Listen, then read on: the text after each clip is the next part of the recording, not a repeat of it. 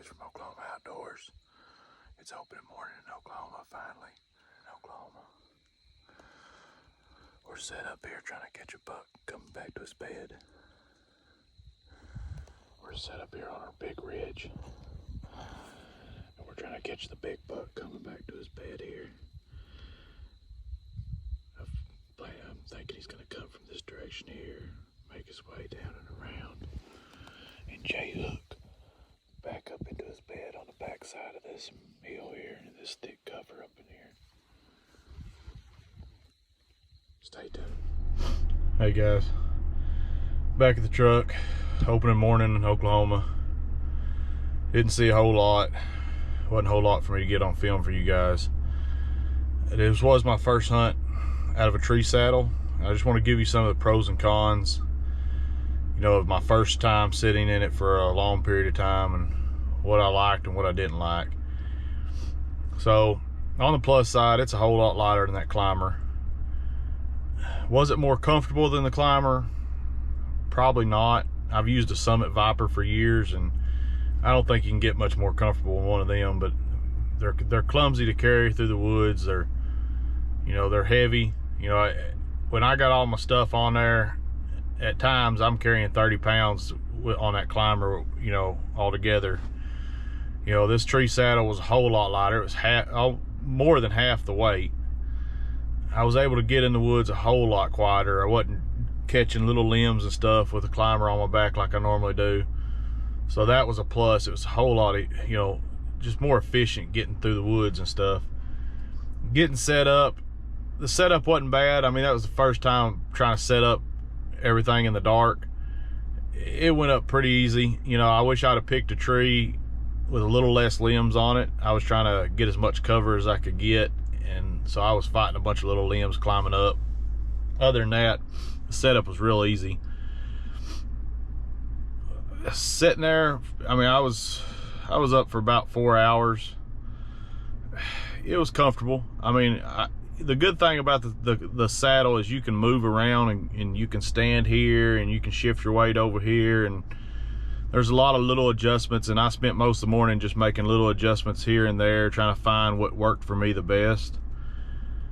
I wish I could have done that at home, but I really don't have the time to just spend hours in the backyard sitting in a tree saddle trying to find what's going to fit, you know, for long periods of time. It was nice. You know, I felt like you know, one thing about being in a Summit is you're sitting down, and yeah, it's comfortable, but when you have to get up and get ready, sometimes that's not the easiest thing to do. And at least in the saddle, you're always ready. You're always in position to all you got to do is grab your bow off the hanger, and you're ready to go. So my first impressions of the saddle is I really liked it. Is it something I have to use all the time? No, but I probably am, just because of how much lighter it is and how much easier it was getting through the woods. The other good thing was, if I would have been in my Climber this morning, instead of getting in the tree that I wanted to get in, I would have had to probably go another 20 yards or more over just to get in a tree that would have worked for the Climber. So that's the other thing. The tree saddle, I was able to get in whatever tree I wanted and get in the exact position that I wanted to get in to ambush that buck.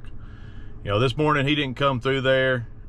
The wind was supposed to have been out of the east, and it was supposed to be in the east, northeast, southeast, kind of flip-flopping around there. So I tried to get where I thought he would go to scent check his bed before he got up in there, and it ended up being more of a north wind all morning.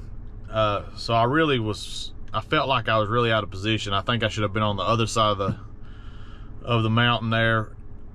I felt like I kept hearing blue jays and stuff hollering on the other side there. So I think more than likely, I don't know if it was him or another deer, but something was on the back side of the mountain there and probably caught wind of me and slipped off. I didn't hear no blowing, so if it was probably a buck, and he probably just slipped on out of there. But yeah, I mean, first set out of the saddle, really liked it. Really enjoyed how light it was getting to the woods there. I mean, I had to go up a steep embankment drainage there to get up where I wanted to hunt. Normally I have a climber on my back when I do that, and I have to be very careful that I don't get off center there and get to falling backwards there. And that was the, you know, all I had was a little lightweight pack on my back, and you didn't have to worry about none of that. So it was really nice just being able to do that. But